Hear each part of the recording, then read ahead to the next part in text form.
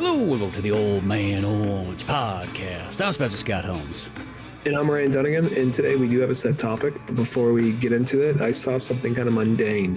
For people who been listening for a while, you know this, but for your first time tuning in, or you just kind of catch every so often, I live in the Netherlands. I don't live in America anymore. I'm from America, but now I live in Netherlands.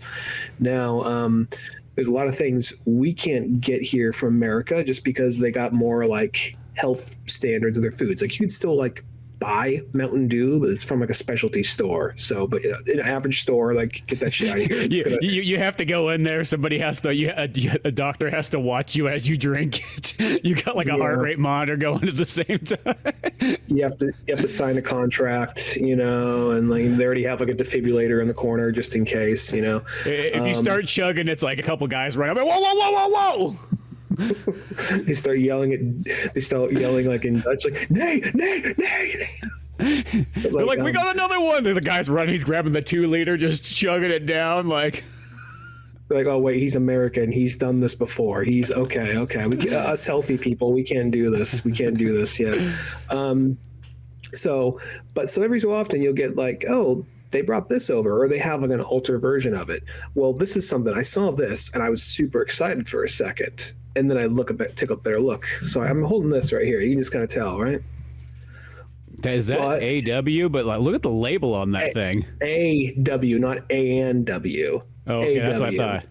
It's just AW. Not AN. And I'm looking, is this the Dutch knockoff? Like, no, it's an American knockoff. And because I'm looking at it, it's like, oh no, it's all American writing and all that. But the thing is, it's like, it's kind of sad. The AW is actually the knockoff. It's only 89 calories, which is not great. That's like a weird number too. 89. It's very specific. But like, it's not the 300 you get from good old and like Andy and William W. You know, like I don't really know the real names. I don't know what the abbreviation is, but like or maybe it's like Abijaya and Wilsberg. I don't know, just some shit like that, some old timey names from the 20s. But like, it's one of those things like, oh, okay, I got it. I was like, motherfucker. It's like 89, but then I looked, it's actually not bad. I mean, it's not like as good as the other shit, but at the same time, like, it's not bad. So, you know, sometimes I'm not like, it was just one of those things, just like, oh shit, you look like, oh, AW, not ANW. Motherfuckers, you got one over on me. But like, that's good enough, you know. Fine. How much sugar's in that for 89 calories? Oh, there's no fructose corn syrup, but it's I have to peel. They have a Dutch. They paste it over the English part. They have it in Dutch. Grams. I'm sure this is like, motherfucker. I want to hear you guys talk about DC. How much? 4.9. Oh, okay. So that's really low, and so they must put other stuff in there instead. So yeah, interesting. But, you know, hey, at least you found some root beer. You know. Yeah, because that's another thing about that. This isn't really a thing here. Root beer is not a thing back in the Netherlands because that kind of licoricey kind of aftertaste, that whatever, I forget what it's called.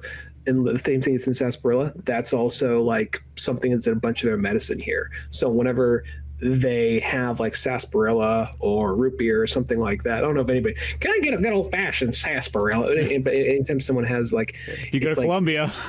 Yeah, exactly. That's their pride and joy. Like, hey, now you want to ride in the wagon wheel? Like, no, I'm good. I'm fine. You know.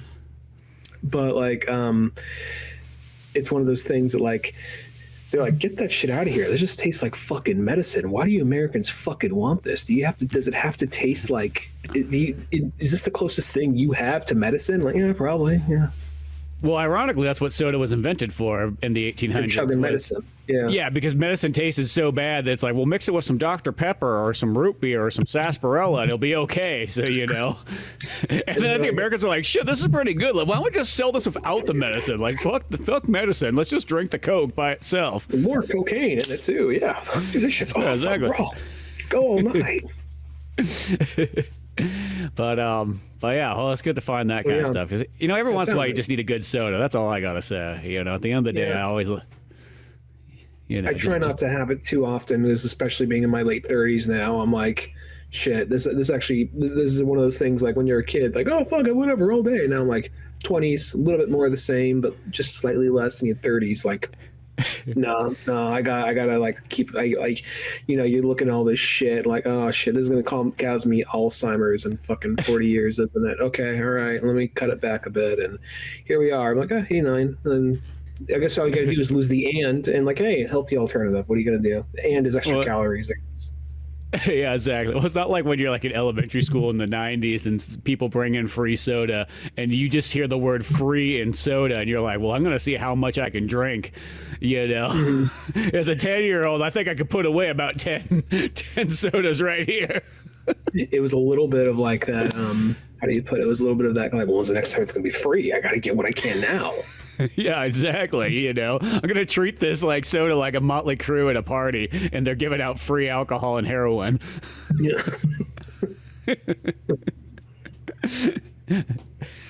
Someone's doing that was it. It's like you just sit there and just like, as a bunch of like delinquent like 10-year-olds be like, you would challenge the other kids in school and be like, dude, who can drink the most soda?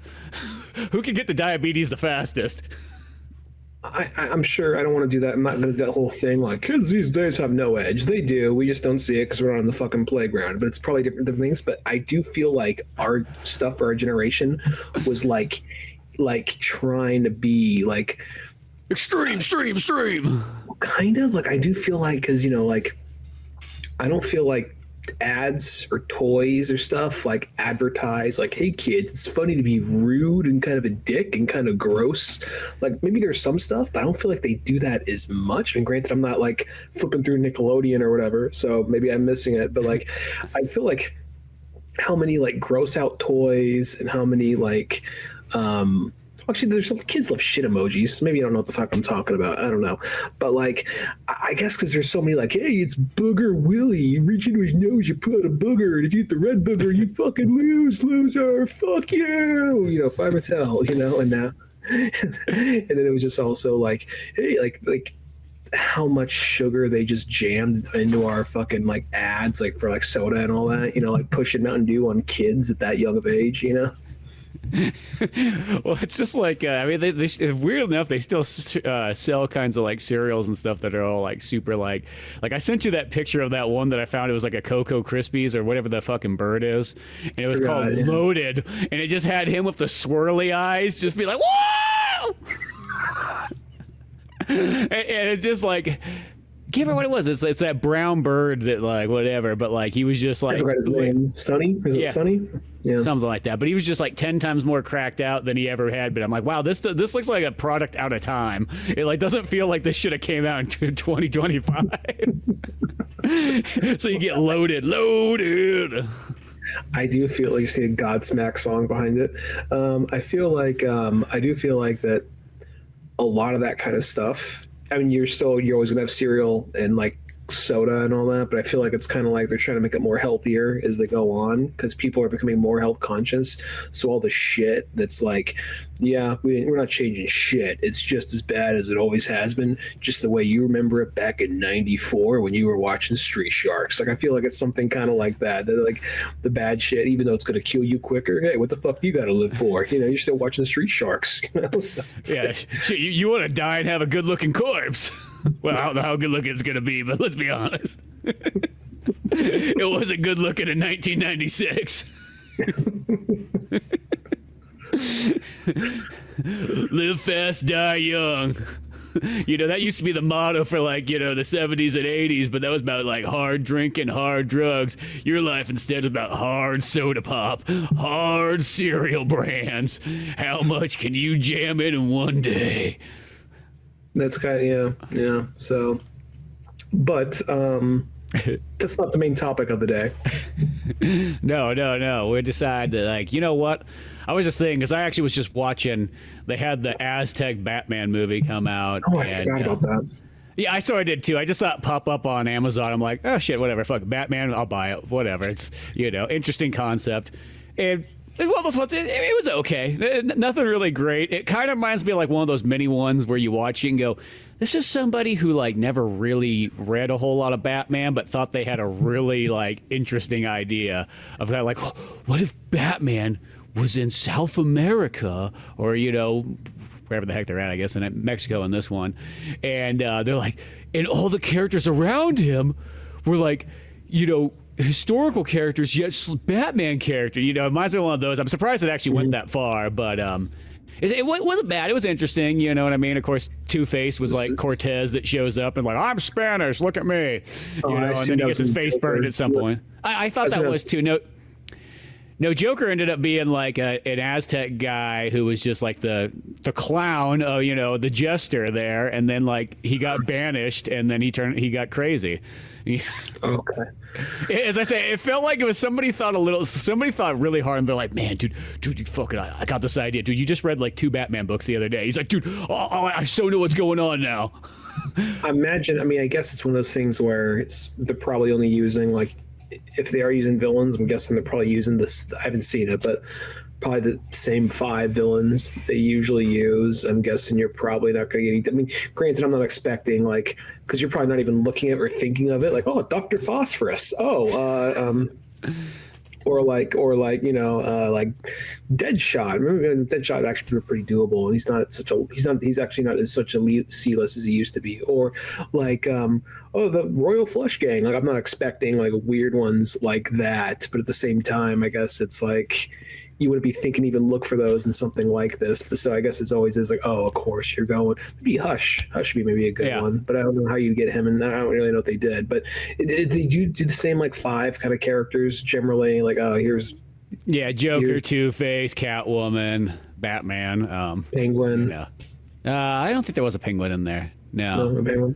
So there wasn't a ton, because at first it's like one of those movies that realistically, like the first like half the movie you're watching it, like if you didn't know that you were watching a Aztec Batman thing, you would just assume you're watching some Aztec movie. Like that's literally how it kind of is. It just happens to be Batman kind of like ness as it goes on, and it's one of those ones I always like all those kind of Aztec stories and everything. So I mean, like it still was cool in itself. It has kind of weird animation though. The animation.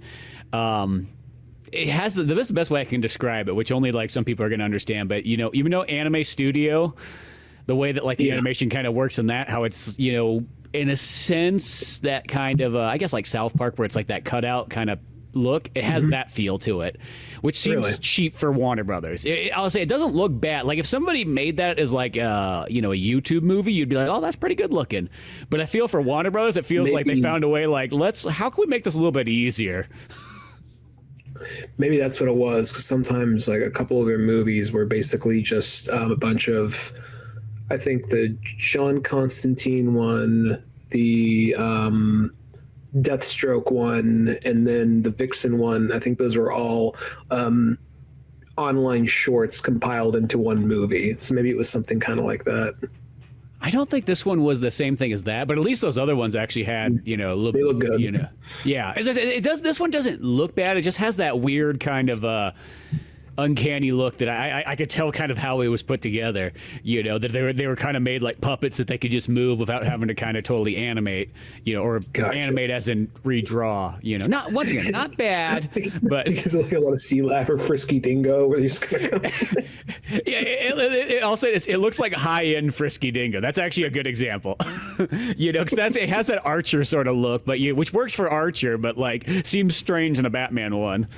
Frisky Dingo was our basis at the beginning when we were first doing animation all the time, and like how many shots where it's the character waist up just coming in like just sliding across. Oh, exactly. But that kind of got me to this idea. I was like, you know what? You know, you always kind of think of things of what would be the good, or what would be a good DC comic book that they could turn into a DCU animated movie, you know. And they used to actually have this, like, I remember when I was part of like the email list, which must have just disappeared at some point for these movies. They used to always have a questionnaire in there, and you'd be like, what do you want to see next, you know? And they would have, you know, they have like 20 movies checked off, and of course they'd always have a fill in the blank, and I would always fill in the exact same one every single time. But some of those ones did come, because I want to say like Hush was one of them at one point. It finally became one. I think Crisis on Infinity Earths was one, and so you did see that like maybe those things did make a difference, you know. But there's still a lot of cool stories out there that would be neat to see, because sometimes it's that thing. I would like to see them do more where they just take one singular graphic novel and go, boom, here's a movie. I always think that's kind of the best thing. You know, I know they like to mix and match it, you know, and then they'll take some where they kind of take the comic book, but then they sort of run with it a little too far. Or then they do ones where they're just totally original stories, which can be cool, but I feel like when there's only so many movies that can come out, there's a lot of comic books that would just be cool to see turned into movies. Let's just, go with that route. Sometimes do the thing where they kind of take the concept and they more, because when they had the connected universe, because they had the standalones and they had the connected universe stuff, and they did the thing where they worked Hush into the connected universe in that context. And for the most part, I thought that was pretty good. The only thing is they really did the thing like, we're really going to throw you off guard and make it that Thomas Elliot is actually not a bad guy and Riddler's Hush. Like, that was the only thing. It was like, yeah, I get why you did it, but at the same time, it's not really Hush then, maybe there's another way to get there, because like it's so obvious in the book, but at the same time, at least even the book had the fake out, like, well, he was just killed, so maybe it's not him. And like, oh no, it was him. That was Clayface. Okay, but yeah, everyone knows it by now. But so I guess I kind of get that one to a certain extent though, because Hush is. I guess because what's the real standout about Hush? It was kind of a bigger deal to our generation, so because that was a big jumping on point for a lot of people, and then it also was just kind of like it's just a bunch of his villains. So it's just like, oh, okay, that's the big thing about it, because Hush doesn't really even, they don't use him that much in the comics still. He pops in every so often, but but I know what you mean though. Sorry, I kind of ramble there. I know what you mean though, where they have a tendency to just like. Some of these are kind of like, but in my mind, are 1-to-1, but some are kind of a little bigger, broader spectrum, depending on the comic we're going to be covering. Yeah, so we were just going to do a little top 5 list here, count down what we think are some good choices to make into animated movies, hopefully at some point, and hopefully the DCU thing kind of goes on, because there was a period after that Identity Crisis where it's like, I wonder if they're not going to make these anymore, because they kind of like stopped for, it felt like 6 months or so, and there was kind of like a falling off point. I'm like, are these not as popular as they once were? I'm not too sure. You just don't hear talk about them the same way that there once was. But with Batman Aztec still comes out, there's still a few of them, so there's still a little bit of hope. But Ryan, this one's already done. Yeah, yeah, exactly. But Ryan, you want to start off with your number 5? Yeah, and I'll be honest, I don't really have like a high to low of what I want here.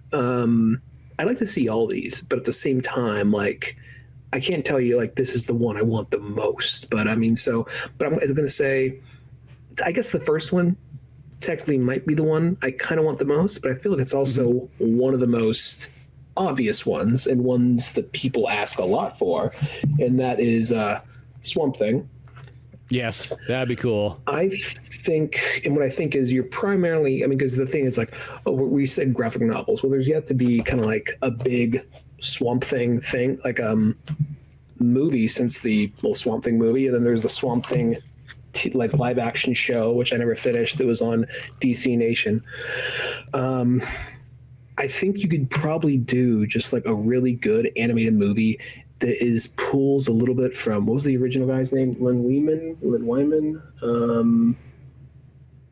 I can't read it from here, unfortunately. But I think Len Wyman, the original Swamp Thing creator, he also created Wolverine. Anyway, you probably take his origin, but then as it goes on, you start to incorporate more of the Alan Moore stuff, the big stuff that people know about, the thing where he finds out he really is dead, and you bring in Abigail, you bring in Arcane, you bring in the demon, like that kind of stuff. I just think that would be a really good story. I know that's not like a 1-to-1 volume, like a 1-to-1 like comic, but I think it's just like have one that has a heavy emphasis on that. You could even do the plot point where John Constantine comes in for a minute. I think there's a lot of things you could do. I don't think you need to go, maybe if you want to go really ballsy, I don't think you do this for the first one, but I think you could even do the thing where Swamp Thing takes over Gotham and kicks the shit out of Batman and says, "Where's my woman?" I think you do. And the mayor's like, she fucked the plant, she's got to go to jail. Like, what happens when she fucks the plant? That shit's gross. I don't fucking know. It's weird, man. I don't want to fucking see that shit. Well, you don't have to see it. It's just like, put that bitch in jail. Like, dude, you're fucking with nature, nature god. What the fuck are you doing, man? Well, we already put Poison Ivy in jail, because she's a plant woman trying to fuck other people. We don't give it to the eco-terrorism. We care about plants trying to fuck people. That shit's fucking weird. I don't want no Evil Dead shit happening in Gotham. Exactly. I mean, how often do you see someone try to fuck a ficus down like when you go to Home Depot? What the fuck, you know? What's with these fucking people? So like, so it's like one of those things where I don't really have a concrete, because this, I'm not gonna lie to you. This idea popped. You told me this idea today. I'm like, that sounds like a good episode. I haven't been on in a minute, so yeah, let's do that. But I think just like an overall kind of like a little bit of Lynn Wayman origin stuff, because his stuff is still good, but then mostly incorporate more of this Alan Moore aspect, the relationship with Abigail Arcane, the Anton Arcane. Maybe you could even like, maybe not the where he takes over Gotham, but maybe the thing where the closer is like when Swamp Thing goes to hell to retrieve Abby, and Anton is like, I think it's Anton Arcane. People are going to be mad if I get that wrong, if it is what it is. But like the part where he goes to hell is like, I can take it. I'm made for torture. How long's it been? 20 years? It's like one fucking day. No, like leaves, you know? So I think that would be, I think that's a good one. I think Swamp Thing's one is, I don't think it's one they're going to get for a while, but I think now it's more likely it might happen because Swamp Thing's a character that people know. Mm-hmm. But he's not like Batman. I think you can get away with we're going to make Aztec Batman. We're going to make Batman stops, we're going to make Gotham by Gaslight, where Batman stops Jack the Reaper. I think that you could do like, I think the Swamp Thing's known, but not everyone knows who Alec Holland is. They don't know all these characters. I think a good jumping on point kind of movie, but make it like, you know, one of their hour 20-minute movies or something like that. Hour 30 minute. No, I think that's a good idea, because I think Swamp Thing's one of those characters that I think people know of, but I don't think as many people know like the history of him. Like the way I look at it, it would be cool to do it sort of like that first Wonder Woman movie, as in the animated movie, mm-hmm. or even like the Green Lantern First Flight one, where it was kind of like, let's just here's this character, we'll catch mm-hmm. you up on him, we'll give you a cool origin story, kind of do that. I think that's actually the perfect way to go with the Swamp Thing, which is kind of a bummer. They kind of stopped doing those type of DCU movies too. You know, they would do the ones where it's like, okay, it's sort of like it's sort of an Aquaman movie, but it's Justice League Aquaman, you know, yeah. Where Aquaman, or it's, you know, Justice League Flash, where they would kind of do that. Because I think after a while they got to the point they're like, well, if it's not Batman, Superman, or Justice League, it just doesn't, it's not, you know, pushing numbers here, you know. So we can have it, but slap some Justice League but I think the Batman idea would be the way to go. Is Batman's in it, so you have Batman to sell, you slap him on the cover, and then it's really a Swamp Thing movie that Batman just happens to be a kind of a part of, and then maybe even have John Constantine, since he kind of is always in these stories too. I would try to keep Batman out of it, just to keep it more of like that Swamp Thing integrity. You know what I mean? I know that if I was a room with like an executive and the only way to do it was like Swamp Thing takes over Gotham, like sure, okay. But I would be like, the guy's like, well, at some point, can Batman ride on Swamp Thing's back? She's like, Yoshi. Yeah, sure. Okay. I think that what you could do is, I think for like the first one, maybe if you want to do a sequel, or you want to do like a Justice League Dark again, and like another Justice League Dark, maybe something like that. But I honestly think the first one, just keep it to Swamp Thing. And I think maybe you could probably get away with that maybe after the live action Swamp Thing movie comes out, or leading up to, because the thing about Swamp Thing is he's this actually very like, yeah, it's horror oriented, but he's kind of one of their more prestigious characters. His stuff is always like, since like Alan Moore, it's always been more psychological based. It's been more horror. It's been more of kind of like he has, technically it's in a world of superheroes, but it's always like, it never really feels too superhero-ish. It always feels like dark, macabre stuff, you know. I think that like and they're always kind of more horror stories. So I think that a Swamp Thing, I think just his own thing, beginning, we could reference other characters or something like that. But I think for the first one out the gate, Swamp Thing origin, and then after that, we kind of get into more the Alan Moore-ness. Maybe instead of him already being married, maybe his wife dies, to get that out of the way, and then within that story, he meets Abigail Arcane, and then they form a relationship, and then we find out that no, Alec's dead. This is a thing that thinks it's Alec. We can get to that point like near the end, and it has that whole moment of crisis, you know. Yeah, no, I think that's a good idea too. Like, and that's the way I would prefer it if it was just a straight up Swamp Thing one for sure. You know, you always just never know how they want to sell them nowadays. But no, I think that'd be cool. I think Swamp Thing's one of those ones, like, you know, of course, they've had, ironically, Swamp Thing's actually had, in the past, he's had more content than a lot of other characters, but way before everybody else. Because it's weird to think Swamp Thing had 2 movies and a TV show back in the 80s and 90s. Like, that's just, like, mind-blowing comparatively when you compare it to other stuff. Are you talking like the Ninja Turtles-esque, like, Swamp Thing cartoon, or was there a live-action show? I thought there was a live action show that I didn't know if it went along with them. I've never seen it, but I could be wrong. Maybe it is the cartoon one. But I thought there was a live action show that kind of came about that, give or take, the same time as Swamp Thing 2, the movie. Oh, maybe there was. I know there's a Swamp Thing. There's the Swamp Thing DC Nation thing, and I got an episode or 2 into it, and I was like, nah, you know, I'll get around to this. I never did. Like, I kind of felt the budget, you know.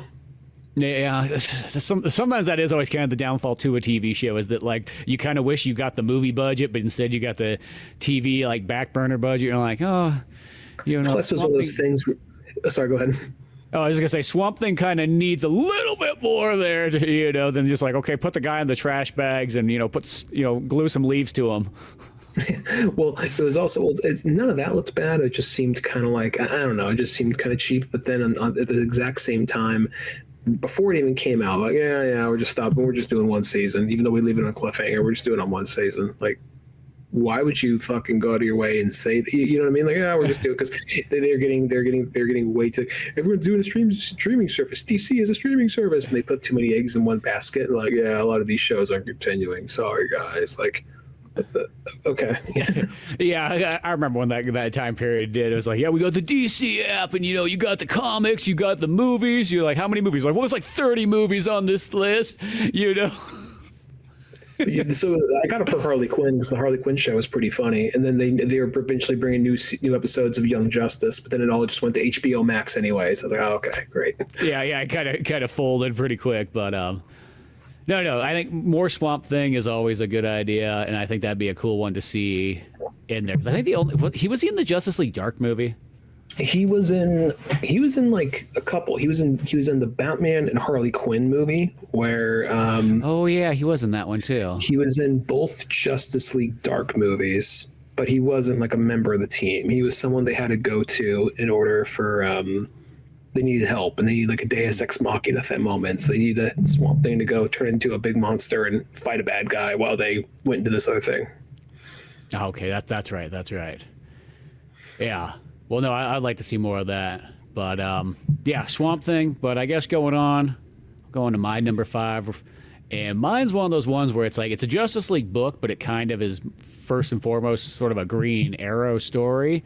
And it's technically 2 books, because these books kind of just butt into each other, but I feel like you could sum up a lot of the stuff to make for a movie. And that's Justice League Cry for Justice / Rise and Fall. The one where Green Arrow kills Prometheus, and everyone's like, dude, what the fuck? Like, why'd you kill that guy? We don't kill people. He's like, dude, he blew up fucking Star City. He blew off Roy's fucking arm, and he killed his daughter, and nobody gives a flying fuck. So I went out to serve some cold, hard justice. You know, I was reading some Punisher magazines, and I fucking knew what needed to be done. Shut the fuck up, everybody. I call magazines to a man. I'm not a nerd. I don't read comics. I read magazines. It's like the beginning of Tim Burton's Batman, based on DC magazines. You know, I only subscribe to that and heavy metal. I didn't know about that story. You never heard about that one? Well, I mean, I know of the whole thing about. I know that Roy got his arm blown off. I know that like a story about like Green Arrow going after Prometheus, but I don't know the details. So yeah. I think it's one of those ones. It's one of those books that I I think the concept is actually better than the book itself. Like, I think the way that it's kind of executed in the book seems a little bit like, I don't know, like, it's not bad, but it is kind of like a little bit goofy, and some of the writing seems a little bit stilted. But the concept of the fact that, like, oh, here's one of the guys that actually decided to take the law into their own hands, and the Justice League kind of has a problem with this, you know, but like the reasoning behind it. And then it kind of has like a double one because like a rogue agent kind of thing, like one of the rogues gone rogue. And then everybody's like trying to go and track down Green Arrow and stuff like that because he can't just act the way he does, you know. And Green Lantern's kind of like, oh, you know, guys, you know, it's just Green Arrow. He does what he does. Shut the fuck up, Hal. Like, he's like, oh, I'm just saying, you know, we lived together. We had an apartment in the 70s, so, you know, I saw what he did. He's really into beatnik shit back then for some reason. You know, and but then the interesting thing too is that kind of the story sort of turns because not only is it the Green Arrow one, but also Speedy or Arsenal in this one, because there's the other Speedy by this point. Is this the transition from Speedy to Arsenal? He's already Arsenal here, but like the fact that when he wakes up out of his coma or whatnot, and because his arm was blown off and everything like that, and then he realizes that he wanted to get the revenge, and Green Arrow went out and got it, he gets kind of pissed at that. Be like, you know, Green Arrow's just kind of like, yo, I was doing you a favor, you know. He's like, I wanted to have that revenge. I wanted to feel his death on my hands for Liam or whatever. You know, he killed my daughter. I was finishing up Judd Winnick's run on the Outlaws, and I think that was already like 2006, 2005, something kind of like that. So this must have been like this must have been just right before. If he still has his daughter and all that, this has to be like, because he had his daughter then. This must be like right before the New 52, somewhere around there. I'm guessing, right? I think so, because I think this book. I used to think this book was older, but I think this book's like 2008 or something like that, maybe 2009. Okay, yeah. So like a little before New 52, then, yeah. Yeah, you know, and Speedy kind of, or Arsenal, loses all the kind of stuff there. He falls back into drugs and everything like that too.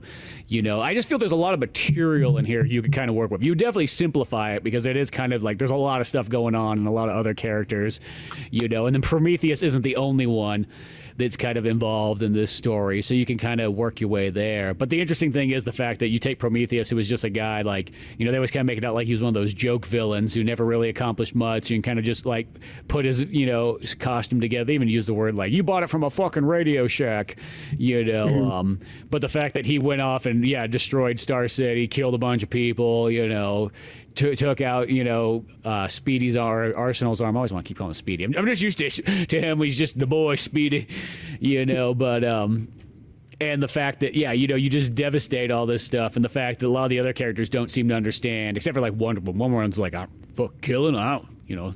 That's a Tuesday. You're like, well, we don't just do this all the time. Like, yeah, you don't, because you're a fucking pussy. I don't know what's the big fucking deal.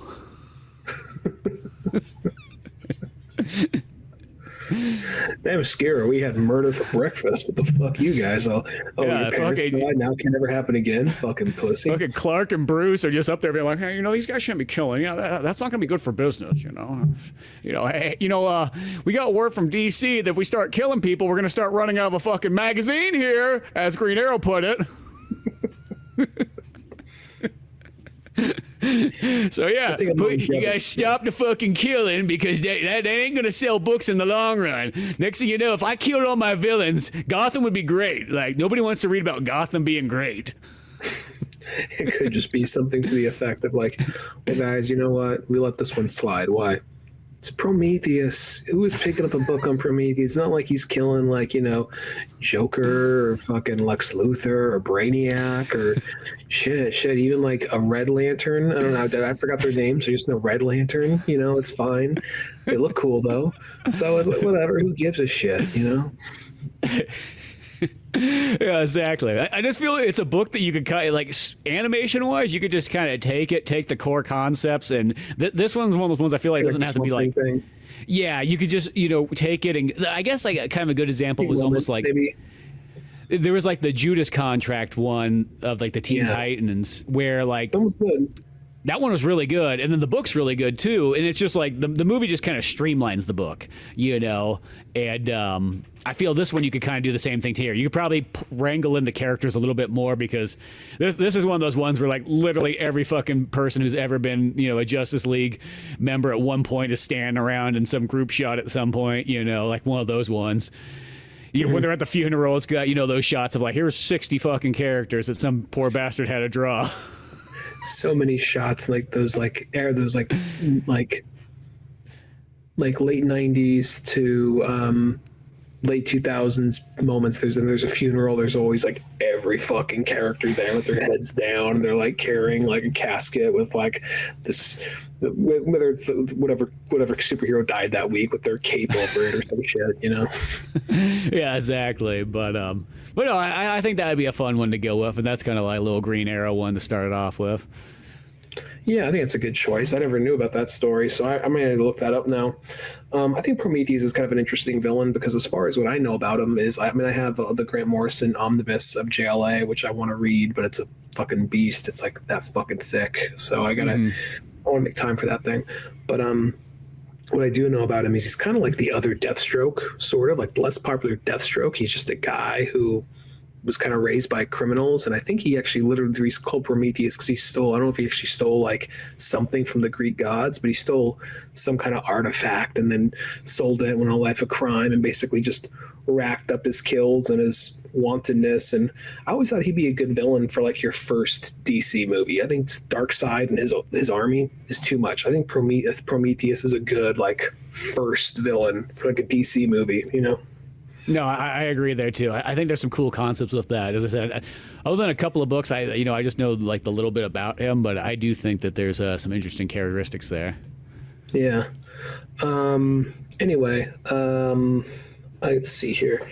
I guess my next one. This is my one Batman one. All-Star Batman: My Own Worst Enemy by Scott Snyder and John Romita Jr. Now this one is an interesting one because this is a story. It's kind of like a Western, like a modern day Western. They want to cure Two-Face of his two-facedness. They know there's a way. Batman believes there's a way for them to try to bring Harvey back as Harvey. And so he's trying to get him to some facility that only him and Harvey know. And it's kind of interesting. They do kind of like a Tyler Durden thing. They don't do the thing of like, listen to me, like, listen to him, Harvey. Don't do that. Don't do that. Don't do that. Like, we're trying to be a good guy, Two-Face. Trying to be a good guy. Shut the fuck up, Harvey. They're not doing that thing. It actually kind of switches in and out, like a Tyler Durden thing. Like he'll go back and forth from being like, Harvey, who wants to help and wants to do the good thing, but then he'll blank out and he'll go back to Two-Face. And the thing that's interesting about this book is it's Batman trying to get him across the country, and Two-Face put out a hit on Batman to stop him, as well as I think since Two-Face is involved in the he's more the crime family centered villains. So he has a bunch. He has like the Penguin, Black Mask, Great White. They all put a hit out on him too.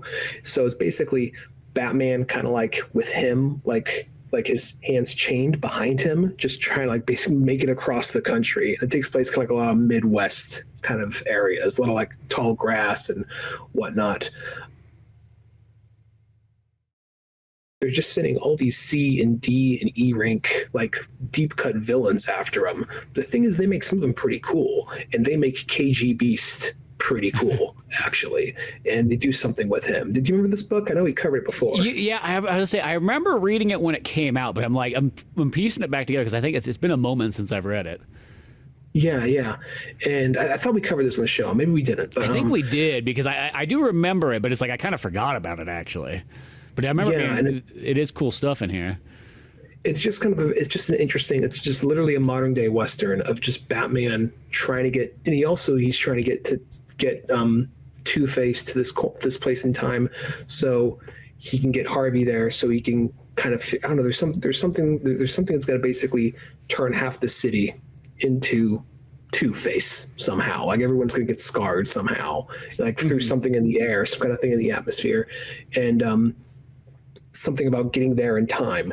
And there's just a lot of cool moments. I think like the biggest villain that comes after them in this whole fight is like Killer Croc. Beyond that, it's like Royal Flush Gang, Sidewinder. I can't remember them all right now. Electrocutioner, just a bunch of weird off like characters you wouldn't expect. All like this bottom ranking villains, but just characters. It's just kind of cool to see this mini coming at them, you know. And there's actually even a funny part where after everything happens, Batman, and I think this is one you could do a fairly close 1-to-1. I mean, I think this concept is simple. You don't got to get all the details of like, you don't have to get every little detail in there, but I just want to say this. The ending I remember being kind of funny, like almost kind of like Christopher Reeves-ish to a certain extent, but after Batman does, or actually kind of reminds me more of like Blade 2, where he there's that guy, there's that one fat vampire he keeps fucking with in the very end. You go over after you think about him, like, basically, you thought I forgot about you? Like, fucking kills him. It kind of reminds me of that. Like, Batman, like like after the job goes, after they do what they got to do, they show all the criminals hanging out like in like their lair, like a bunch of like the crime criminals hang on their lair, and then like KGB like knocks at the door, like, oh shit, they all run out. Batman takes off the mask, and it's off the KGB takes off the mask, it's Batman, and he winks, and that's the end. So it's like, okay, I can't imagine Batman winking at the camera, but in this case it kind of works. At least I think he winks. I want to say he winks. In my heart, he winks. Yeah, but, that's all that matters, you know. And I would even go as far as trying to use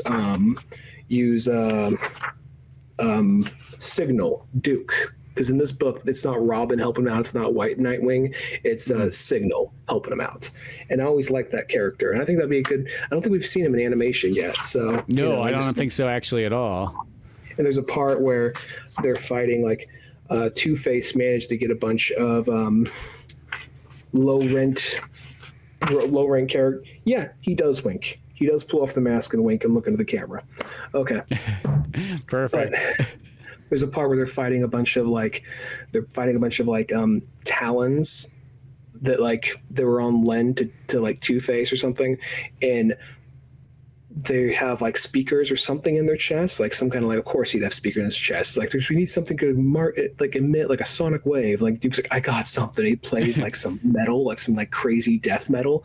It's like, well, I'm not for the music, but what's his band called? Like, the band's called Batman's Cock. And like, oh, okay. they're a death punk band. Oh, that's awesome. He's like, I'm not. Okay.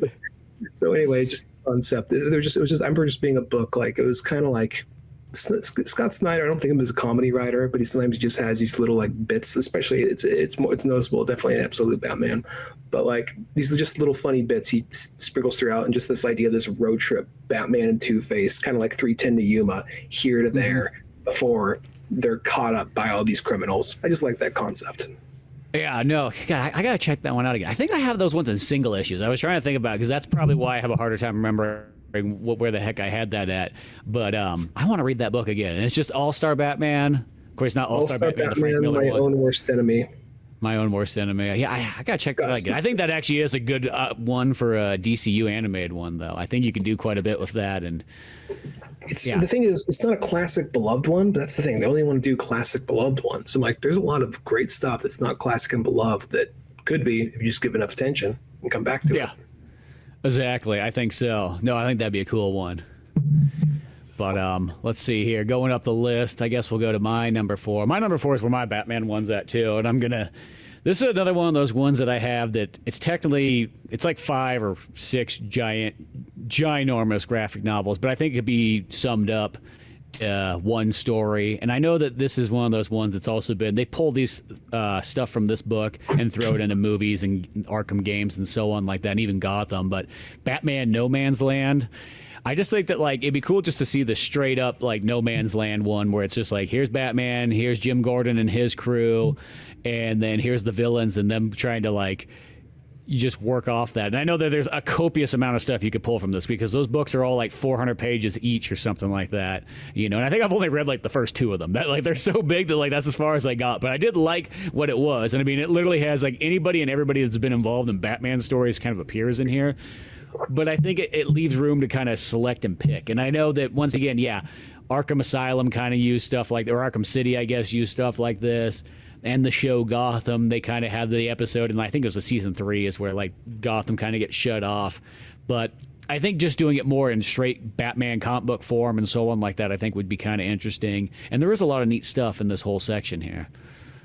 Confession time. I've actually never read No Man's Land. I know the concept. I know like some of the major story beats, but I've never actually read it. So I wouldn't mind seeing an animated movie on it that kind of hits all the high points of it. You know, there's been a lot of stories similar to it where maybe Gotham isn't quarantined off from the rest of the country, but to the degree of like, say, I mean, you know, like as Dark Knight Rises pulls from that, the Arkham games pulled from that, War Games. I think, I don't remember what came out first, but War Games was a version of that because that incorporated like every Batman character at time in this like crossover event where it's just this whole war zone is in the city. You know, it was like 3 volumes long, and you know, there's Nightfall, which is something kind of similar. You know, but yeah, I wouldn't mind checking that out, especially in a movie form. Yeah, I just think in movie form, you could just kind of sum up a lot of those story moments in there. And as I said, like, it's been a moment since I've read that book, so I can't, like, pull exactly, like, individual stuff out of there. But I did like it. It's just one of those ones, like, it's like 1,000 pages plus. So it's like, it is like the biggest undertaking. Isn't like Lex Luthor technically the main villain of that story? Yeah, he's at least one of the main ones in there. As I said, I think I only got, like, 2 volumes into it, and I felt like I still crossed a lot, you know, in just that amount, you know. But as I said, I know this is one of those stories that they pull pieces out of it all the time, and I think they more pull the core concept out, just like the Gotham sealed off and so on there. But I think it's just a cool way that if you, especially if you worked in just like, you know, you'd have, of course, your Bat family and so on like that. But if you can work in a little bit more of the oddball characters and so on in there, you know, I think that could be still for a neat one, and just have it be the straight up Batman, No Man's Land type, you know, story. Yeah, I definitely check that out, and plus it gives you a good excuse to get like the Bat family in there with no real need for explanation. It also helps get in like a bunch of villains. You could use big villains, you could use small villains, you know. So I'd be all for that one. Yeah, no, I just think it'd be a fun one there. But yeah, that's my number 4. So this next one is a little bit more of kind of like what you said, kind of taking more of the concept and to maybe taking like cherry picking plot points from this run. Now, I don't have all the books of this run, but everything I have is awesome. And that is Green Arrow, Longbow Hunters for this particular case, but Green Arrow, Mike Grell's run. Yes. I like this because it's kind of like, even though they're always fluctuating in age, like 1 minute they're in their like, you know, 40s and they're suddenly back to being in their 20s again or whatever. This is meant to be kind of Green Arrow. This came out in the 80s or early 90s. I don't remember. I think that first book's like 87 or 88. Yeah. Yeah, I think late 80s.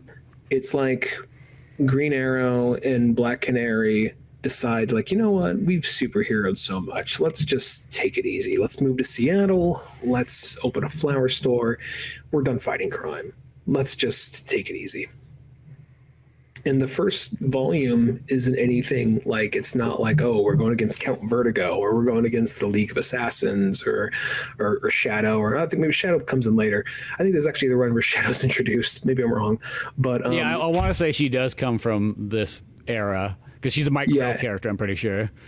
Yeah. So maybe not the best example, but they're not going against like a big villain for this first one. The first one, there's just some kind of guy, some serial killer with like PTSD who's going out. Oh, Shadow is actually in this volume. My mistake. Yeah, well, because I think this is actually like close to her first appearances around this. This is her first appearance. It's been a while since I've read this. There's flashback stuff. That's right. Okay. She like Shadow and Green Arrow work together to track down some psycho who's going around killing like prostitutes and killing women.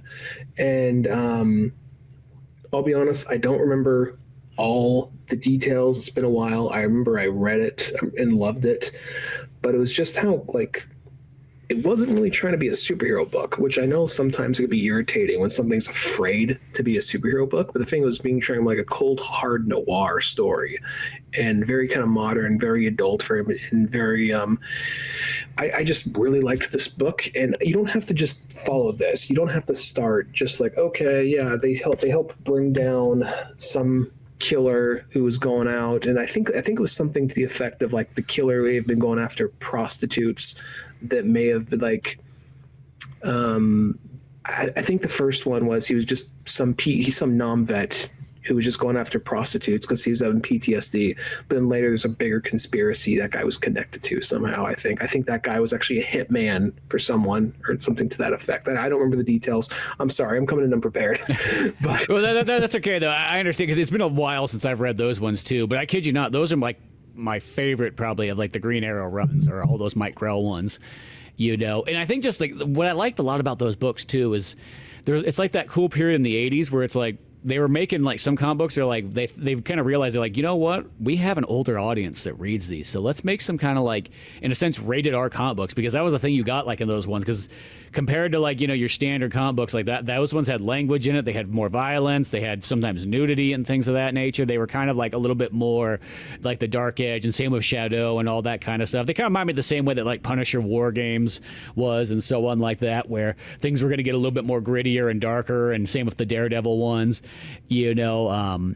But that just like that Mike Grell sort of style, I feel like in a sense, if you made the Green Arrow like it's the Mike Grell kind of Green Arrow world, and use that where it's like, okay, Green Arrow's like in a sense middle-aged, whatever, with like, you know, Black Canary and the fact that they're in Seattle, and you have that, and you have them kind of fight off some of these like more grounded, you know, criminals and so on like that, almost like Dirty Harry villains and so on. that's kind of what it was, yeah. And I'd be all for that, and that's more or less what this is. And I want to say as it goes on, they fight like League of Assassin type villains as this run continues, or something at least in that vein.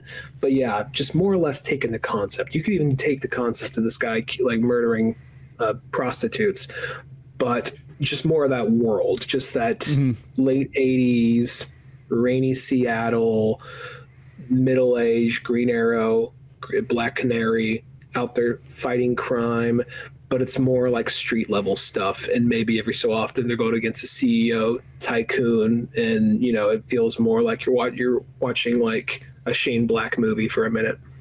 Yeah, well, I think that, you know, that'd be kind of one of the perfect examples is to do that one like a period piece. And Yeah. it'd be cool if they did, like, you made the animation look like it was late 80s animation, you know, even if it's, you know, a little bit like, you know, just computer done with an effect, but you kind of had it like if it was like a late 80s adult animated kind of serious movie, and just have the characters Heavy like metal-ish. that. Yeah, kind of heavy metal like and so on. I think that would be a very cool concept. But as I said, those Green Arrow books by Mike Grell, I think, are some of the top tier. You know, I mean, just Green Arrow books in general, but those ones, like, I feel like he has like the definitive Green Arrow run. I only have like 4 of his books of that run. I want to get the other ones because I really love them. What I've read. I think there's I like wish I can 9 in total, or something like there's that. a lot. Okay. I have all of them on digital, but yeah, yeah, they're really good. I know I'm coming in like, I think this happens. I just remember everything being more grounded. It was usually him like fighting just regular people, or maybe like ex Black Ops guys, that kind of thing. And I don't need, like, I know I want things to be superheroish, but they don't always have to be superheroish all the time. Sometimes it could just be a little grounded, and if you got a good story to go with it that complements it. yeah, well, and I think that was what really made Green Arrow stand out, especially at these time periods too, is when they kind of made him a little bit more of the grounded character comparatively to everybody else. It's kind of like Daredevil. It's really a lot like Daredevil, sort of. Yeah, well, that's why I use Daredevil, because at that same time period, that was when they were making kind of like the adult-oriented Daredevil books, like the in that late '80s, early '90s, you know, and Punisher fell in that same kind of category. And I felt like with DC, though, they used Green Arrow to be that kind of character. You know, they used him to do a lot of those books. You know, because they would always have like, because I have some of the old ones that are literally from like that time period, like those old graphic novels, and it's like it has like a big old like, you know, mature rating or whatever, like adults only kind of this tag on the side of the books and so on. You know, because it's like this ain't no kids comic. You know?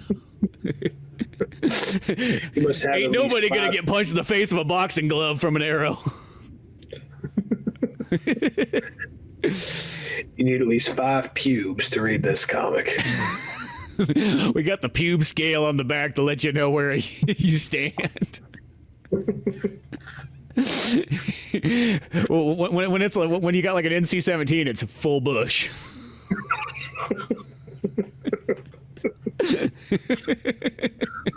Full bush and proof of a mortgage in order to read this book. Oh, but yeah, no, I think that'd be a cool one. But I guess climbing up the list, I'm gonna go into my number 3 here. This one I'm gonna go with Identity Crisis, that Brad Metzler one. That I remember this one of those ones. Green Arrow book. That's technically a Green Arrow book. I guess that is too. Gosh, yeah. There's a lot. I kid you not, though. Like I literally had to wrangle myself in from putting too many Green Arrow stuff on here because I thought about it. But like at the end of the day, I guess I want to see more Green Arrow stuff. There's just not enough out there. I know they gave us like 7 seasons of Arrow, you know, but I mean, like I want some, you know, Green Arrow and animated form. Yeah. It's the same thing.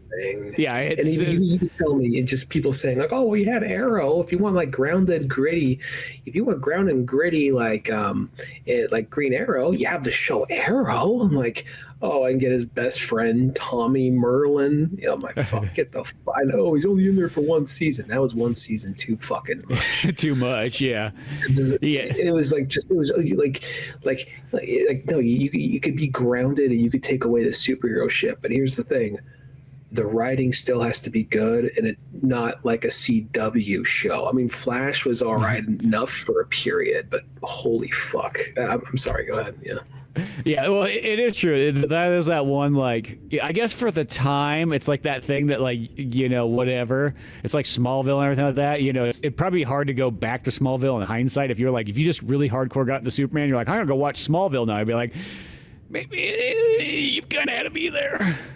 Well, I'll say this. I could probably go back to Smallville because Smallville, it's not always good, but it knows what it is. Mm-hmm. I feel like the people who made Arrow were like, we're better than this. We're better than the comics. Okay, look at this. So at least it started off that way. It started off. Yeah, well, I was gonna say because that was that one. Yeah, it started off that way, but by season like 2, it got a little bit better. By season 3 is when it started to become kind of full Green Arrow, and then from that point on, I don't think I watched. It got like overwhelmed at a certain point. I probably watched to like season 4 or 5. You know, whenever the heck it kind of was like there a Flash. Yeah, it got better as it went on, and it became more of a superhero thing, you know. But it did tiptoe for a bit. Well, that was just that era where they were afraid. Superheroes sell really well, but they were still afraid to like we don't want you to know too much. We want you to almost be kind of confused by this show. Well, the thing is, they were trying to make it like Dark Knight, but it's just like, okay, you could still make this thing dark and edgy because there is a period in the comics. We just talked about it where it was dark and edgy, but it still like had a lot more emotion and soul to it, and there was a lot more like nuance, and there wasn't like all this tween drama bullshit going on. So it was just the wrong format for it. Well, it's CW. CW, I feel CW. Like there's CW is like you have to have that stuff in there. You know, everybody's got to be pretty. At some point, everybody's got to bang each other, even if they're related. Yeah. Well, even Smallville, it's just like it went in like, yeah, it's or at the time it was a WB. It's WB, but it's Superman, and it's a little bit more colorful, it's a little bit more optimistic, and it wasn't always good, but it was just like, we know what we're doing. We know we are. We're not going to try and fucking hide it, you know. So like, okay, good on you guys. Where I guess, you know, but at the same time, I derailed it. Identity Crisis, yeah. Yeah, Identity Crisis. This is one of those ones I just have like the random original like 7 issues of this book, and I almost want to say I picked them up at like one of those stores that doesn't normally even sell comics. Like they just had like, hey kids, there's some comic books here in a box on the floor. And I want to say something like that. And I want to say like that's where I found these issues at. And I didn't think, I was like, oh, okay, they actually have all 7 of them. That's cool. Because mostly that's kind of it. If I look through there and go, 5 out of 7, never mind, I'm not getting it. But I saw all 7 of them, so I picked them up. And it's just kind of Brad Metzler always has kind of interesting books anyways. If he pops up with a title, I'm always kind of interested to see what he's got. But this one I thought was just one of those kind of cool like murder mysteries of trying to figure out who killed, I can't remember, it was Sue or whatever in the beginning. It was the elongated man's wife. Yeah, so that kind of happened, and of course the identity part was that like, dude, people fucking know who we are, and they know who our loved ones are. Like, what the fuck? Like, it's like Batman's like, yeah, I always assumed that was going to happen. I know you guys didn't, but that's why Batman's got his contingency plan. Like, shut the fuck up, Bruce. Like, we know. You say this. You say it at every meeting and every Christmas party. We know. So like you kind of go through all this, and then they gotta kind of go through the list of whodunits and so on like that. I know at one point you have like Captain Boomerang, who's just like an old drunk, I think, in this one, balding and everything. That beer gut balding Captain Boomerang, yeah, and he gets taken out by Tim Drake's father, and I like that whole scene, the whole parallel scene where Boomerang is hired to kill Tim Drake's dad, and while that's going on, like, the Owen Boomerang's son is listening to a voicemail his dad left him saying, hey son, I want us to have a relationship, but I just got to do one more job, and after this I think we're good. And then then it cuts to Tim Drake talking to his dad on the phone, like, dad, don't go. And like, I love you so. This back and forth. They both like kill each other at the same time. Yeah, it has that part that's pretty extreme and so on, and get those touching moments even as well. But I just remember that it just had like a good, like, it felt like it was a great one to play out as a movie. It's been a moment since I've read this one too, probably 10 plus years. But I just think that like that kind of murder mystery thing would work great in there, and just don't really change it. Cause like that, sometimes I know DC does a thing like, well, but people already read. I'm like, most people probably haven't read it, or they've forgotten by a certain point. You can't assume that like everybody's like totally caught. It's like the Hush one. Like in a sense, that movie, you probably didn't need to change anything because like 90% of the people probably watching it probably haven't read Hush, or maybe not 90%, but like 80%. The one thing I would change about it, and not to be all like, like it's problematic, but at the same time, it's kind of like, it seems like overkill. They went out of their way. So there's the lady who was killed, Sue. They went out of their way to make a subplot, to make it like, hey, we actually, it can't be so-and-so, or it can't be this. Like, why? Well, we wiped their brain of it. Like, we're not supposed to wipe their brains. Why would you wipe his brain?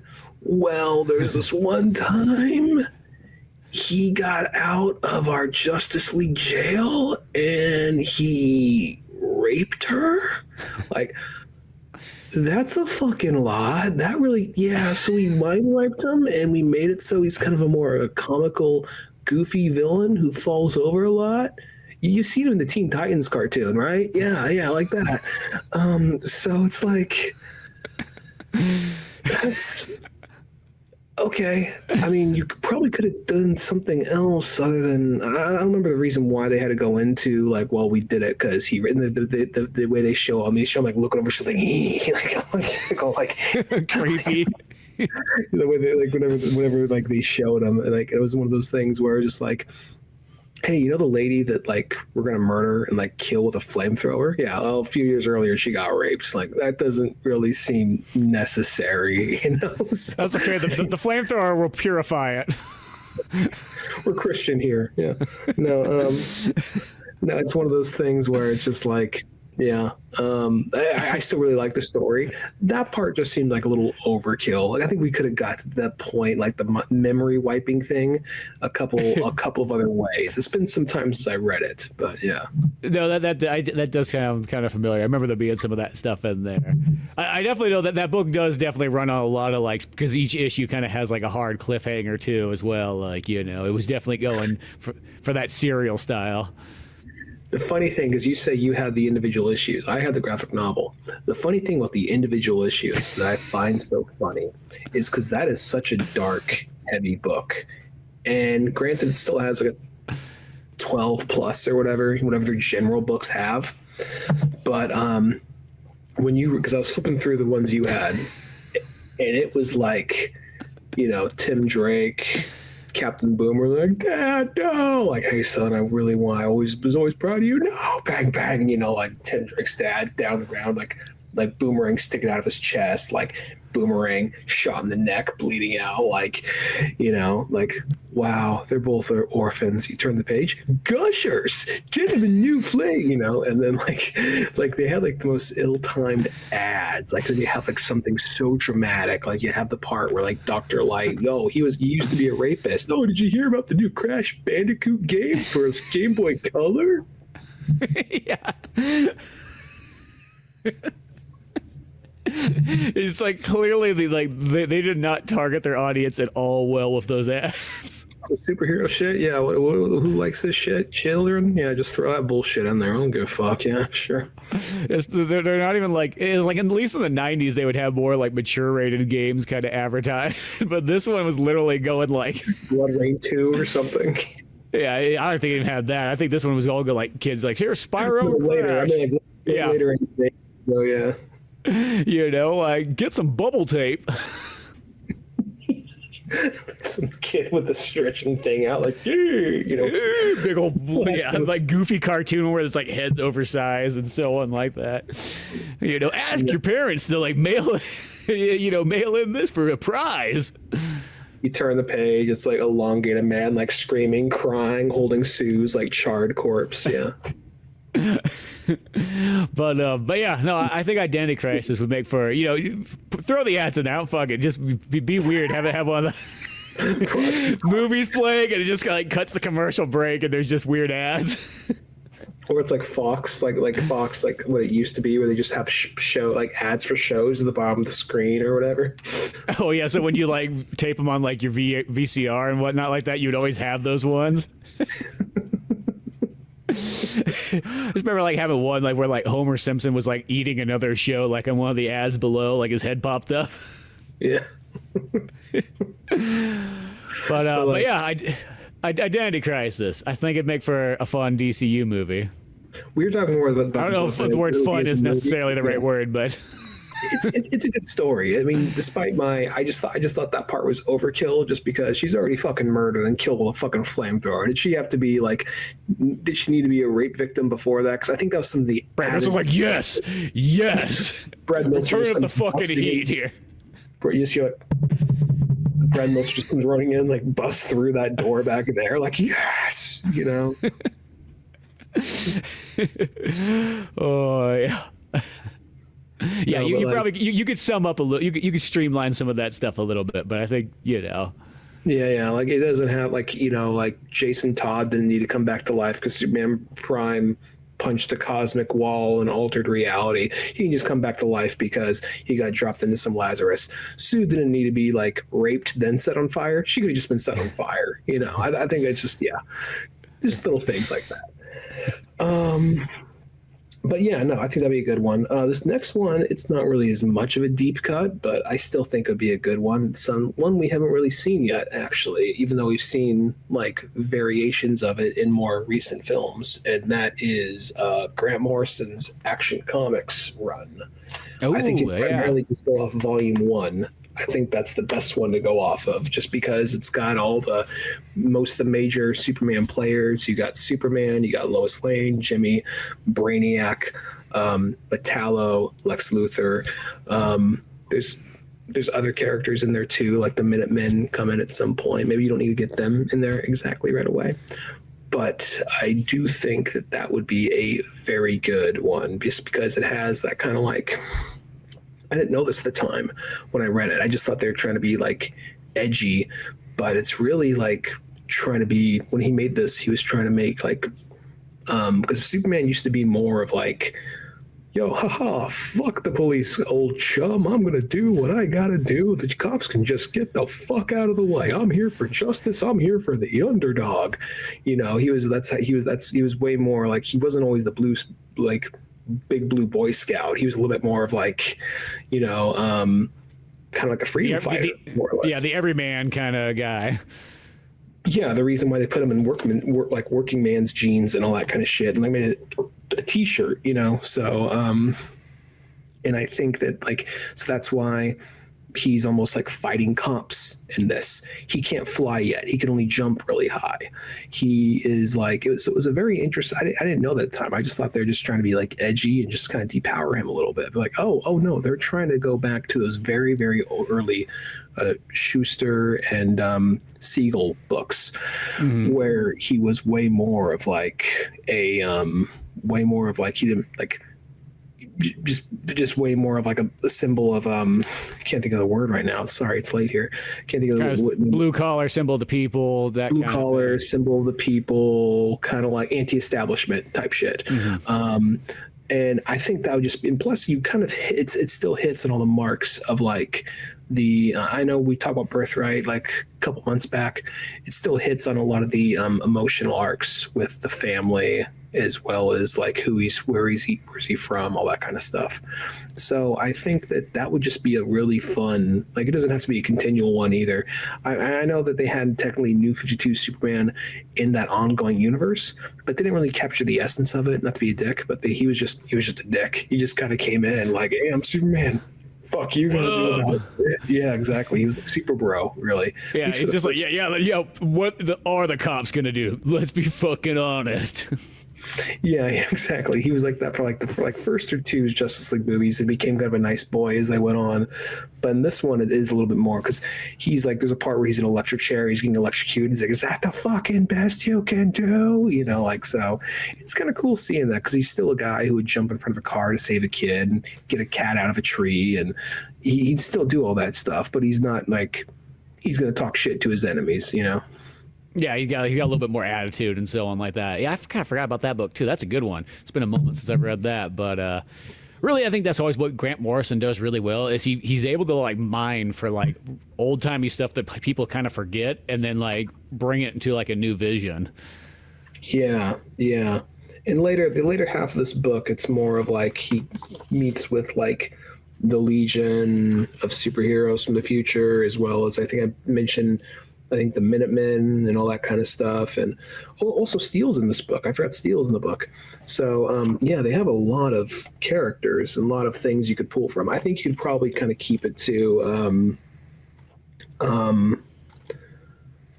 Brainiac attacking the city and Superman stopping it with the help of Steel, Daily Planet crew, and then you could maybe fit in Metallo and Lex Luthor in there, Yeah, I just simplified a bit. No, I think that'd be a good one to kind of throw in there. And yeah, that's one of those ones. Yeah, kind of surprised they didn't use any of that as time kind of went on, because they did a little bit with other New 52 type stuff, but they didn't really touch this one. This is one of their best ones.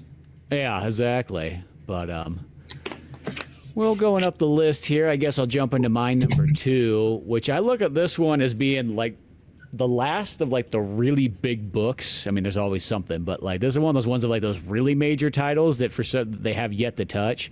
And granted, there's kind of it is a little bit of an undertaking, I would say. But that is Kingdom Come. Yeah, I actually didn't put this on my list because I thought there's a chance that you might have it. And I remember I actually thought you might have this, so I almost didn't put it on my list. You know what? I didn't want to put it on my list because I want a very particular version, and I didn't want to steal anyone. But since you brought it up, I'll throw mine and I'll let you talk your segment. My bad. We talked about this when we did our comic countdown. Kingdom Come was on my list of favorite graphic novels. But Craig, who came on our show a few times, and you did comics. Project Savior, Craig. Yeah, what was the name Comics of the Club? Indie Comics Club, right? He pitched the idea of doing Kingdom Come. Kingdom Come is such a big undertaking, though. How do you do Kingdom Come? And then he's I would do it where you make it take place, or at least in the art style of the Bruce Timm. I'm because it doesn't look as good as Alex Ross's artwork, but it at least hits the nostalgia buttons and makes you care more that way as you think about it in that context. I'm for that. So I didn't want to steal his recommendation because that's not me. But yeah, you go ahead. Yeah. Yeah, no, I think that actually is a good way, because that's probably the biggest question is like, how do you do the Alex Ross art style? You know, and of course you can't realistically probably do that in animation form without it looking weird, because I feel that if you did try to do it that kind of way, it would be like one of those. It'd be like one of those like old-timey animated movies from like the 60s or 70s where like they try to be more artistic but less animatic in a sense, where like it doesn't move properly, you know what I mean? Rotoscope. Yeah, something kind of weird like that. But I think the Bruce Timm thing's actually a total way to go. And I also think that Kingdom Come is a perfect example of one that you would do it in a solid two-parter. I think do it like they did with the Dark Knight the Dark Knight Returns, where part one, part two. I don't think you need to do a three-part. I think that might be a little, because it's not that long of a book. But I think a solid two-parter, I think, would be the way to go, and just have, you know, your old variations of these characters in there, because I think that's what kind of makes it's sort of, a lot of the stuff in there always kind of reminds me of a mixed match of between like the world of like Dark Knight Returns and Watchmen, but like just straight up, here's your Justice League characters and so on like that, and how will they be like, you know, in like the future, you know, and who gets along with who and so on like that. But I do think that is like one of the biggest books. That's like, you know, they've done Dark Knight Returns, you know, they've done things like, you know, Death and Return of Superman. They've done Hush. They've done, so many of these other ones. I mean, even Crisis on Infinity Earths and so on like that. But they never have done Kingdom Come. I think Kingdom Come is one of the last ones. I mean, we probably think of individual Superman and Batman stories they still haven't done. But, yeah, Kingdom Come is one that's overdue. Yeah, I just think that is kind of like, that's the big one. I don't know if they're kind of holding off on that, you know, just waiting for the right time. I know when they used to have those news or those emails that would come out and they would have like the list of like, what do you want to see come next? Kingdom Come was on there. You could check it off in the box. So they are thinking about it, of course. I'm not saying they wouldn't be, but that is, maybe that's one of those ones where they hold on to it. Like, you know what, if we need to make a little bit of extra money, you know, we'll just hold that one in the back burner, and we can always throw that out there, you know, as like sort of a Hail Mary, and there you go. Boom. Dark Knight Returns or... Yeah, because I felt like that's what they sort of held on to Dark Knight Returns for a bit and so on, you know.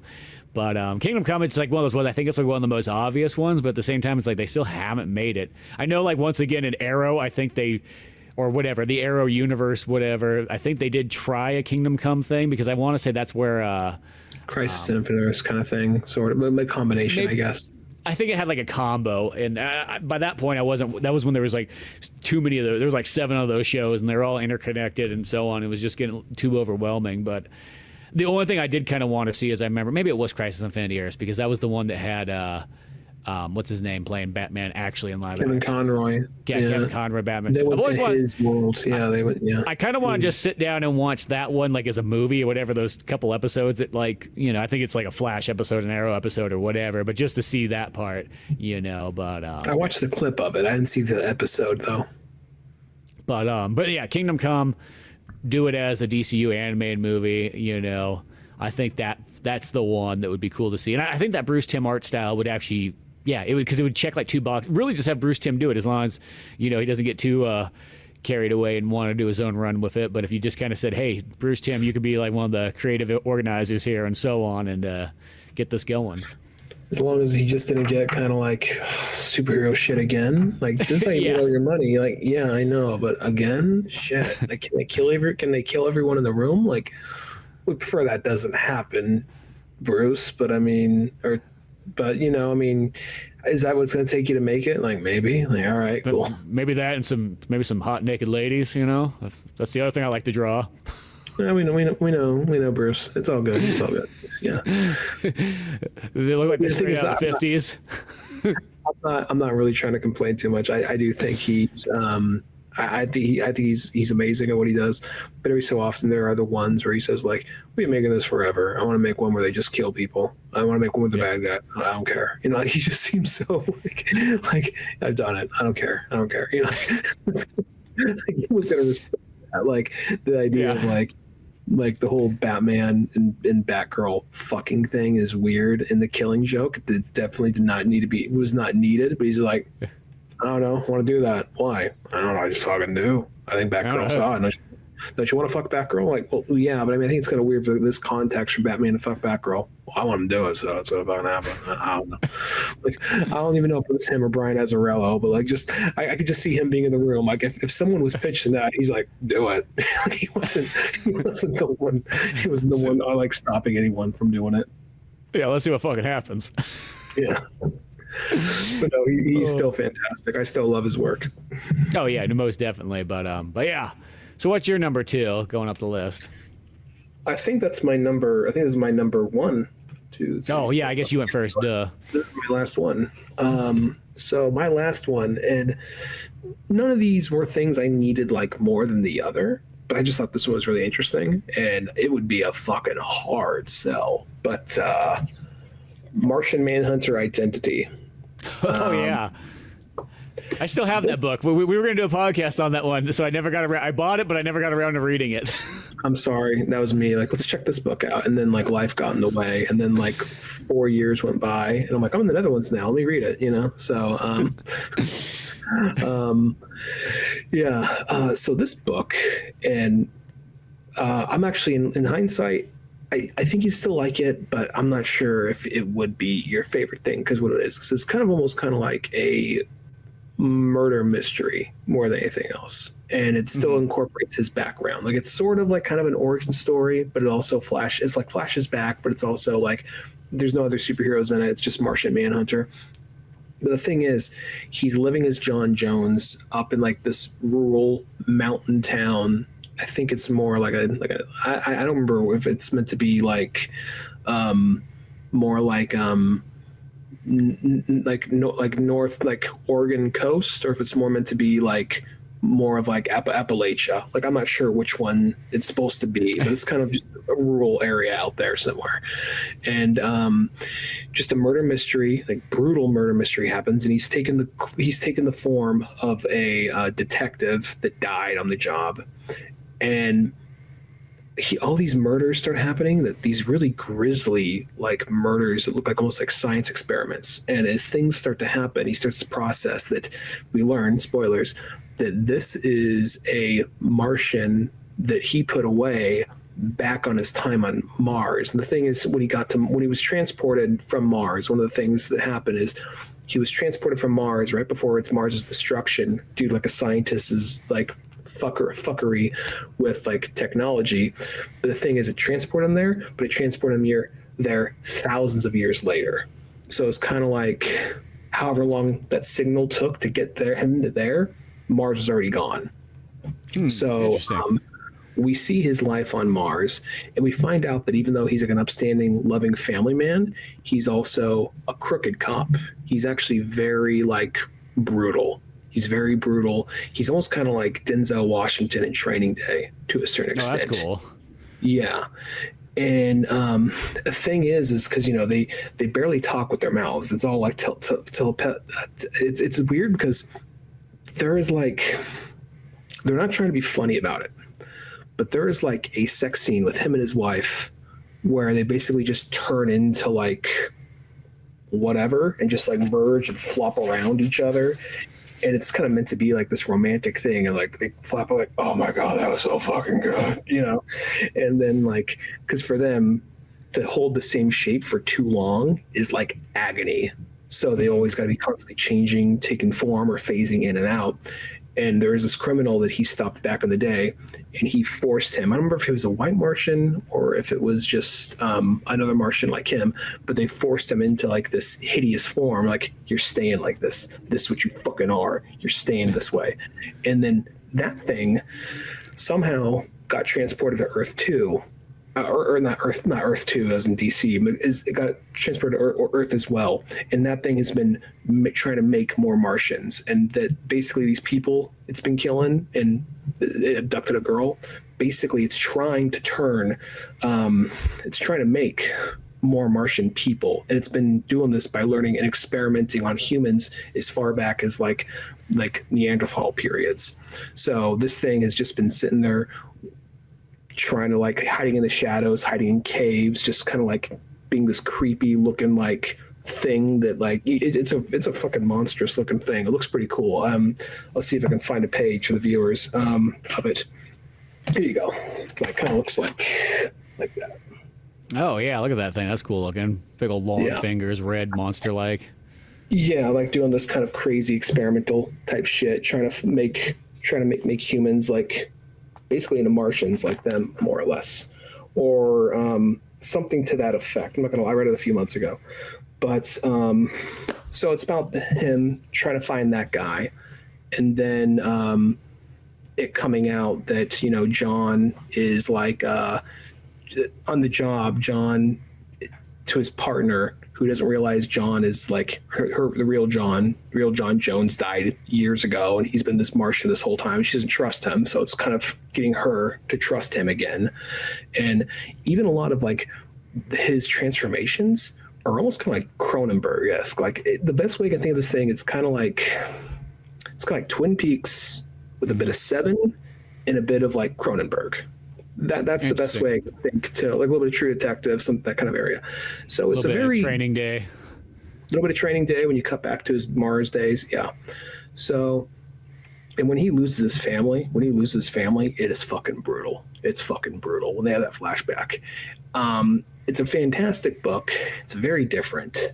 If they make a DC direct movie, like DC animated movie, or a DC live action movie, I want this book. Like I kind of want this book more than like other characters right now. Man, what? You're making me want to have to pull that book out now and read it. As I said, it's been sitting here for years, so I feel like that makes I'm way more sold now. Yeah, it's a slow burn, but it's good.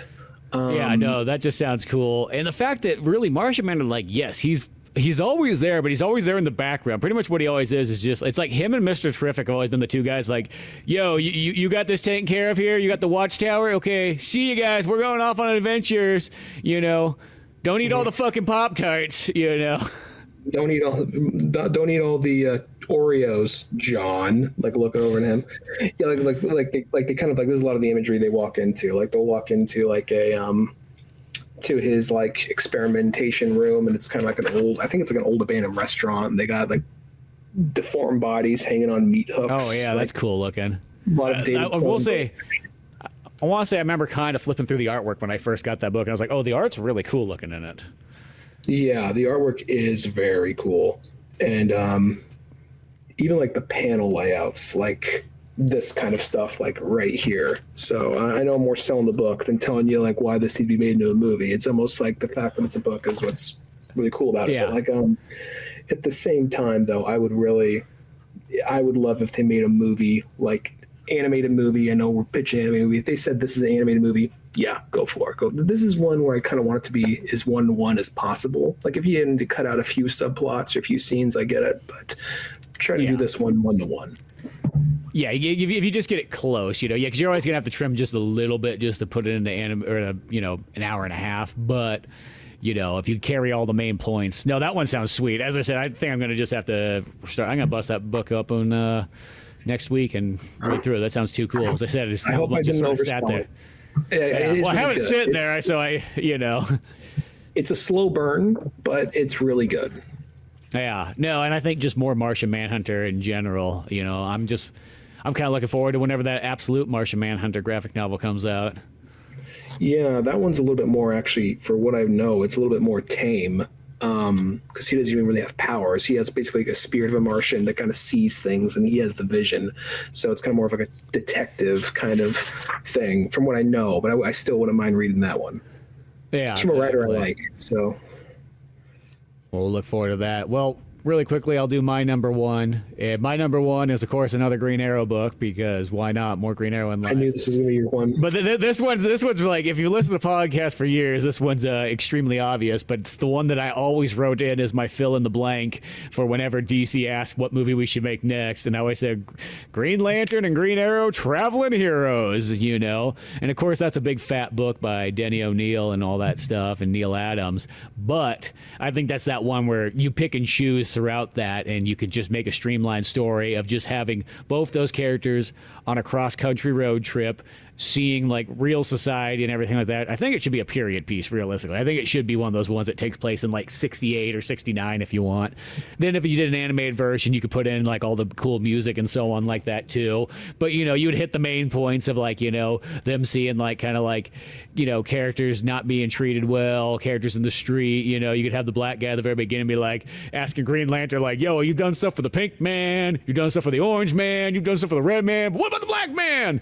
And he's like, oh, I don't know, I was in space. I didn't see any black guys in space. Oh, yeah, of course you didn't see the black guys in space. I see how it is, Mr. Green Lantern. Why'd you get down here on the ground so you can talk to me like a man? Oh, I don't know. And then, you know, and that was like how Green Arrow comes in. He's like, yo, I know how to talk to this guy. He goes by, does like fucking a handshake with him like that for like 5 minutes. He's like, Hal, you got to learn how to talk to the people on the street. You know what I mean? Like, you know, I'm like a guy on the street. Dude, you were rich for like 30 years. Oh, not anymore. I gave that up. Buddy. Like a 5 minute. I'm not one of the people now. You know what I mean? I live in the projects. Like a 5 minute handshake where they're just doing this, like ends with them touching tips. Just keeps cutting back to Hal looking down at him. Trying to make this out. You know, but yeah, you'd have all that. You know, just you'd have that. I love how Green Arrow really thinks he is like, you know, I can give up all that money and dude, I'm one of them. Look, dude, I'm making chili in a bowl. I microwaved it myself. But you know, you have that. Then you have the classic Speedy story where it's like Speedy doing drugs. Speedy, no! Where he's reaching on over and so on. You know, and then of course you have Black Canary, and I feel it's just a good way that you could just kind of take a cool like 60s period piece, run with both Green Lantern and Green Arrow, who don't get enough screen time as is, just including Arrow, and yeah, just literally just go with those characters on like a kind of like a road trip adventure. Because I think that's one thing too is like I don't think there's been the only one that kind of had like sort of a road trip vibe was that Batman and Harley Quinn one, you know. Yeah. There's probably something else that might have, but like a cool road trip movie where it was like a mixed match of like action, adventure, you know, little life lessons and so on. I know it almost sounds more like an animated series realistically from that. It sounds like it'd be like an anime where like, you know, each one they stop in like a different town and have like a new discovery, but that leads up to a bigger story plot. It could be that, but I do like the idea of it being a single movie, like just like a 2-hour movie, you know? Yeah. And as I said, that's the one I've always wanted to see. You know, it's not like it's the greatest comic of all time, but I think it's a very interesting one, and it's very unique, you know, and it captures just a lot just in that cool storytelling. And make it more like influenced by the run and take moments rather than kind of like a situation of the week kind of thing. Yeah, exactly. Kind of that sort of sense. I mean, I know it's like a movie, but so like, but just, you know, space it out. Like they have to go on this road trip, you know, cross country, you know, from Star City to Gotham City or wherever the heck, you know, they want to go. But no, I think I definitely watched that one. Yeah. I didn't put that on my list because I knew you'd have it. So yeah, I felt like I just had to have that as my number one, you know, just because that's what I've always wanted to see. And realistically, from both our lists combined, more Green Arrow is the biggest thing we need here. Yeah, you know, there's so much Batman already, as much as we love Batman, but yeah, well, yeah, Green Arrow's just he's right there with Batman for as much stuff. But any honorable mentions or anything like that just didn't make the cut? I can't give it technically an honorable mention because I haven't read it, but I love the concept. I want to read the book first, but Wonder Woman Dead Earth, which is about like Wonder Woman being the last Amazonian and the last, I think, one of the last superheroes, basically Old Man Logan, Wonder Woman, like a wasteland kind of situation. Old Woman Diana. Pretty much, yeah. Unforgiven kind of thing. Like I wouldn't mind reading that. I wouldn't mind seeing a movie of that. Just the concept alone. Like I want to read the book, which I have not, but I think even just off that concept, you can go anywhere with that. I think Absolute Batman is too soon, even though I love it. I'm looking at my list right now. I would have said Mr. Miracle, but I found out Mr. Miracle is getting a animated show in like Tom King's Mr. Miracle, but that's getting an animated show like in a year or so. So never mind. Yeah, though that would be on there if that wasn't getting an animated show. looking at my list over here. There's Well, just since you mentioned it, like the Absolute series, I could see that in about 5 years, seeing those ones pop up is, Absolute Batman and even Absolute Wonder Woman, because that was the one that stood out just as much to me as like, holy crap, was that one? Especially just the beginning part of it, She's from hell, yeah. Yeah, that whole concept story was great. The Superman one was still good, but just compared to Wonder Woman and Batman, it just was just like a rung down. I haven't read the Superman one yet. I don't have it yet. I read like a week later. I did buy Wonder Woman because I wasn't sure if we were doing the podcast. I was having trouble making time for it, but I had a night to myself and I was out at a bar. It was actually the same night. It was the night I went to go see Caught Stealing, and I went to a bar, and I was just at a bar reading Absolute Wonder Woman, having a couple of hazy IPAs, waiting for Caught Stealing. So I was like, yeah. This is like, this is not there's worse ways to spend a Tuesday night, Yeah. Well, dude, I thought that book was amazing. I was like, whoa. Yeah. In a weird way, I like Batman more just because it's Batman, probably, but like that one almost stood out to me even more than Absolute Batman did in a weird way.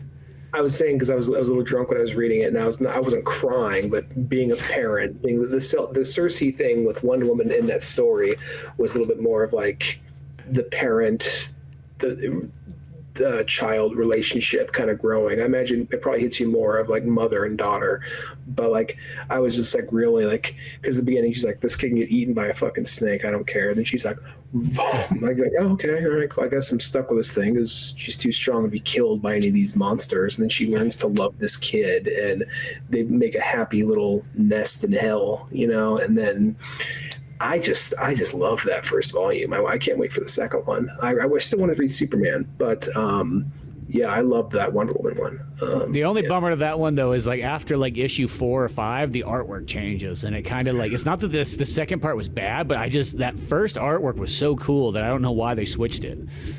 I actually prefer, in all honesty, I see what you mean. I actually prefer the second artwork. I just like the second artwork more. But I think for that story, I think the first artwork probably worked pretty good for that. You know what I mean? It was just more of the sudden change I get. But I like that one. I'm trying to think what's some other good ones. I saw one a second ago. Actually, you know what? It's not DC proper, but I think you could still make it happen because it's owned by DC. And I also think that if you wanted to, you could tweak it and fit it into the DC universe. It all depends on the writer if he wants it.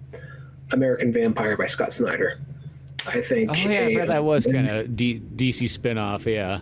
Vertigo is Vertigo, and they finished off this. I haven't read the last volume, but they finished off the series under DC Black Label.